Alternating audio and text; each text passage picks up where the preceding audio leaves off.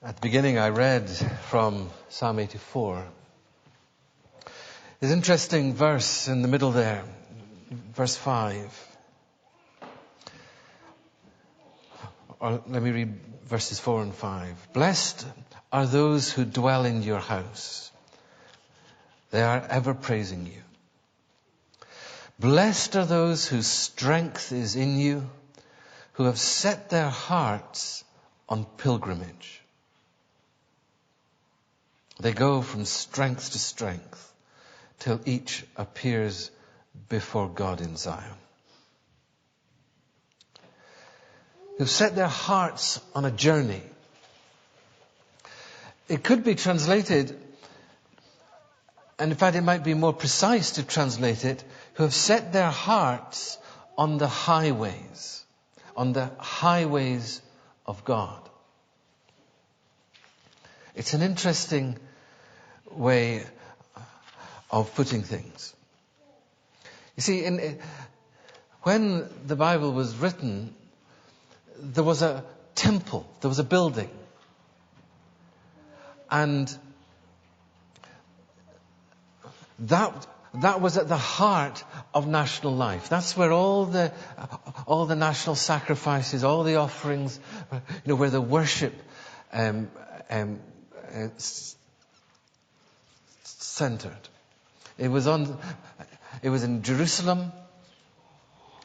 It was on Mount Zion. And people had been called 3 times a year at least, if they were able, to journey for 3 major feasts or festivals. But to come into the presence of God, as it were, where He had, in the Old Testament language, where His name dwelt, where they could encounter Him, they guaranteed to encounter. I mean, they could meet with God anywhere, of course, but they had to make a journey. They had to move from where they lived, and they had to travel. And for some that was easier, and for some living more distant, it was problematic sometimes. But blessed are those whose strength is in God and have set their hearts on pilgrimage, on the highways of God, on making that journey to the temple. They go from strength to strength till each appears before God in Zion. Now that's in the Psalms. Several hundred years later, you have the prophet Isaiah preaching. And the words that Gordon read for us, first of all, Isaiah 35. The desert and the parched land will be glad. The wilderness will rejoice and blossom like the crocus. It will burst into bloom. It will rejoice greatly and shout for joy.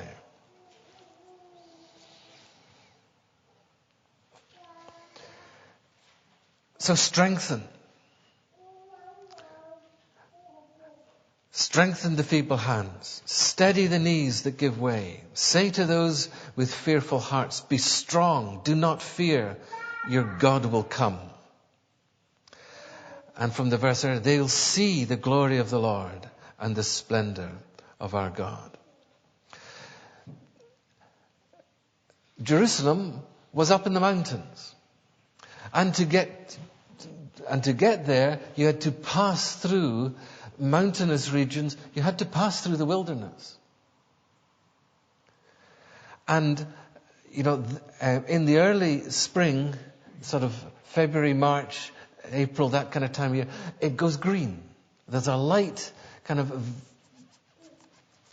velvety green, which covers the mountains.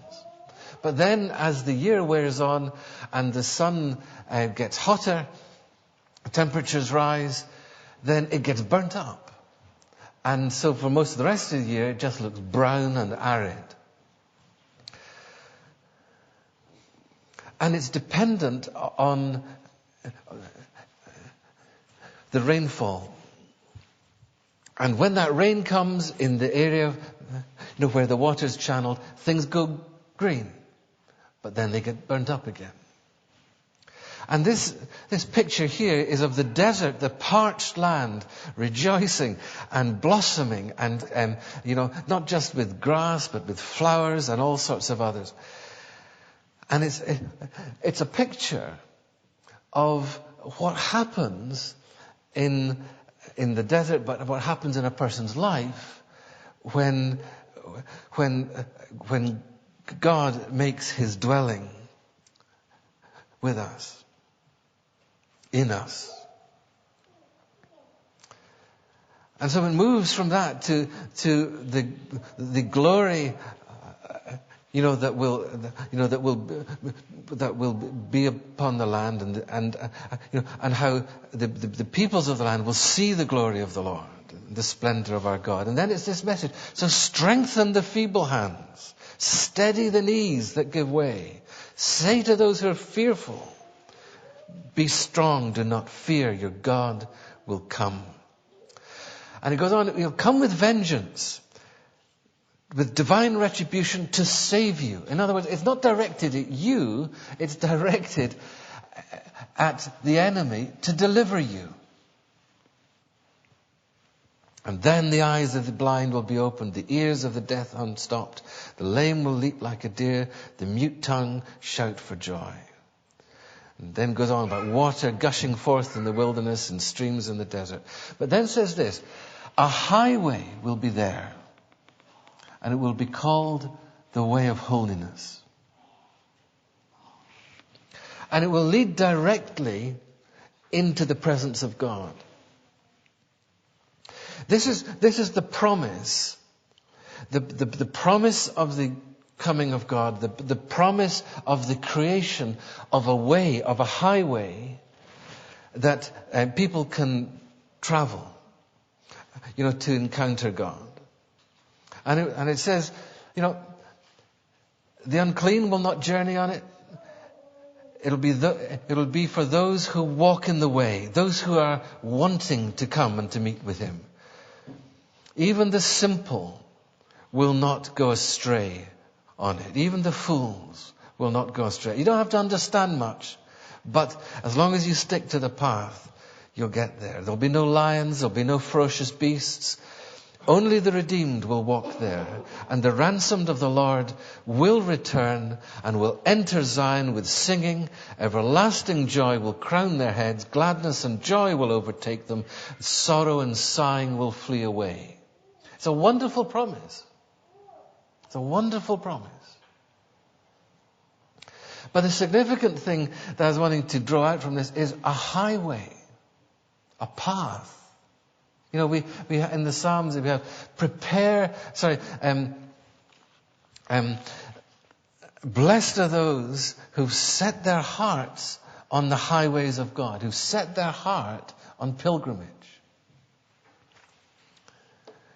And then here it talks about God creating a path or a highway so that people can come and they can return to the Lord with everlasting joy upon their heads, gladness and joy overtaking them, sorrow and sighing flee away. And even there, for the simple, for the fool, for the simpleton, that's probably the better way of putting it. It's called a way of holiness. A way, and the word holy is a word which means unique to God. A way set apart by God.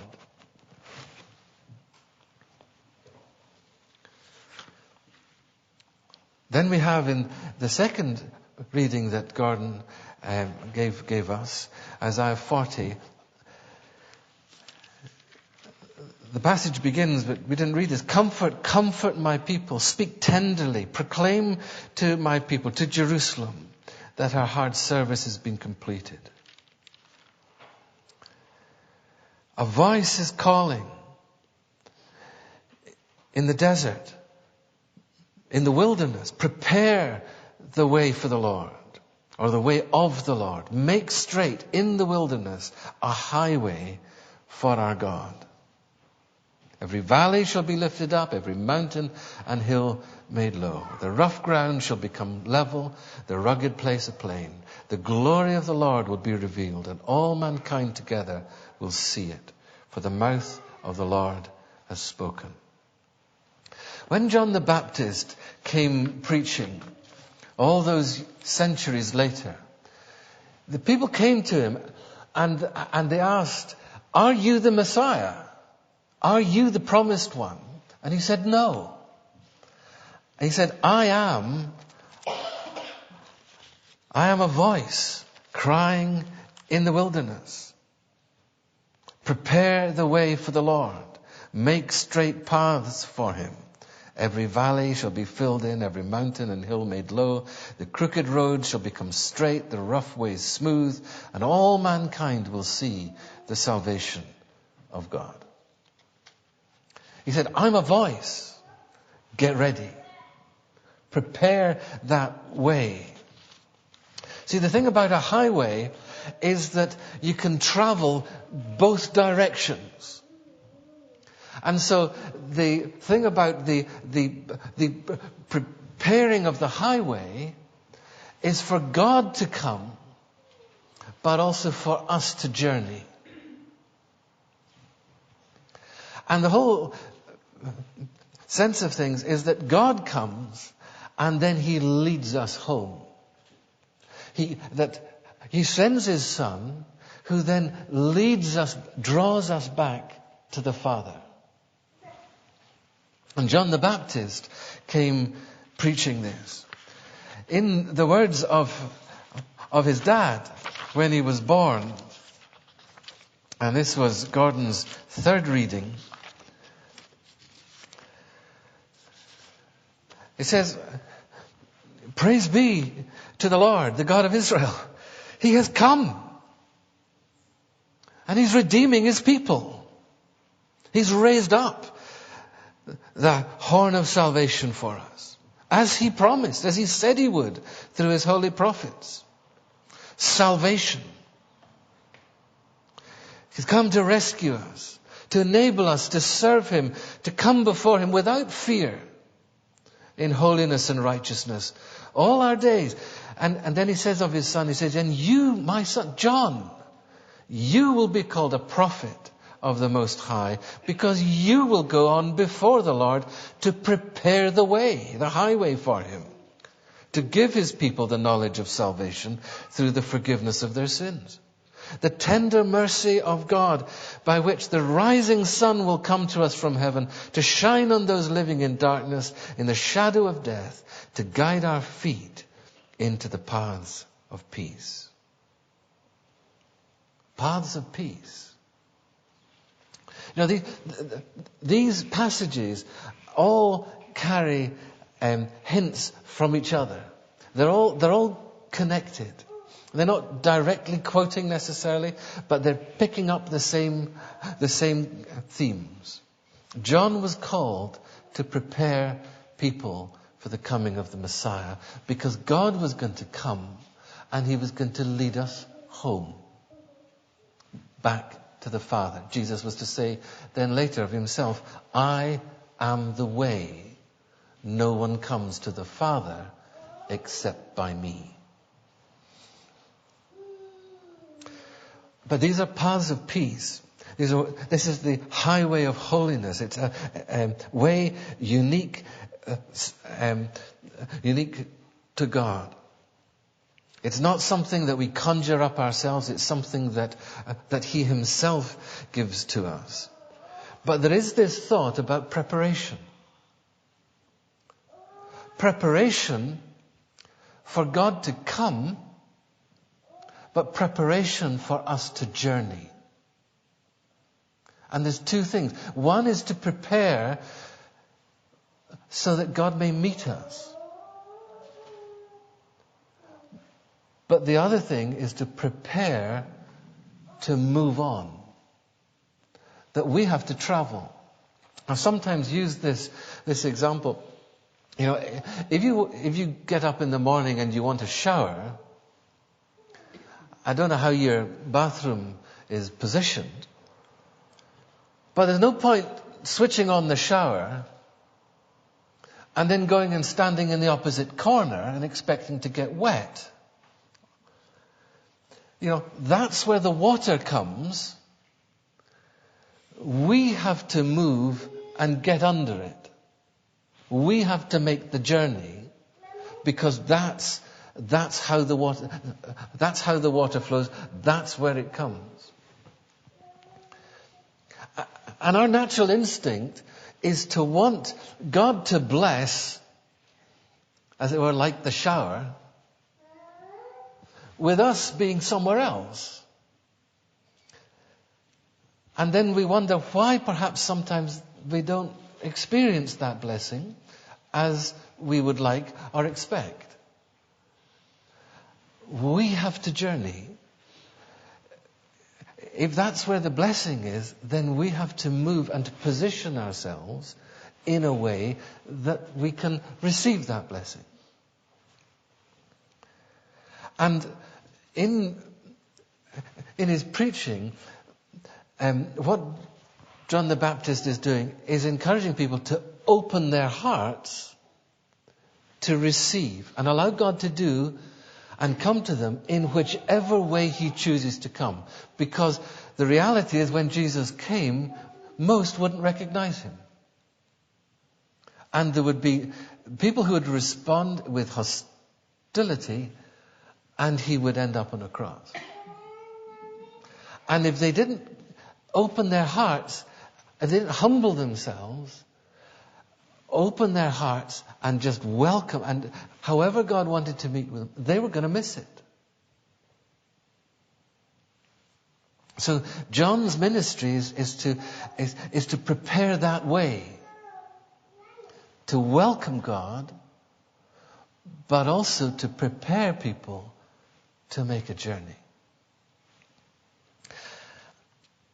And all these centuries later, nothing has really changed, in the sense that we're still called to prepare our hearts to welcome God and welcome Him on His terms. Just trust Him. And, however, Lord, just come. I welcome you. And be willing to let go of certain prejudices or ideas or fixed notions that we've had in our head about how God ought to meet us, or what He maybe should have done in our lives or in the past, and we're disappointed that He didn't. We all have these, but we're called to trust Him. And the things we'll never understand. But if we can open our hearts and say, Lord, come, we'll find that He meets us. But we also need to be willing to make a journey and to move on.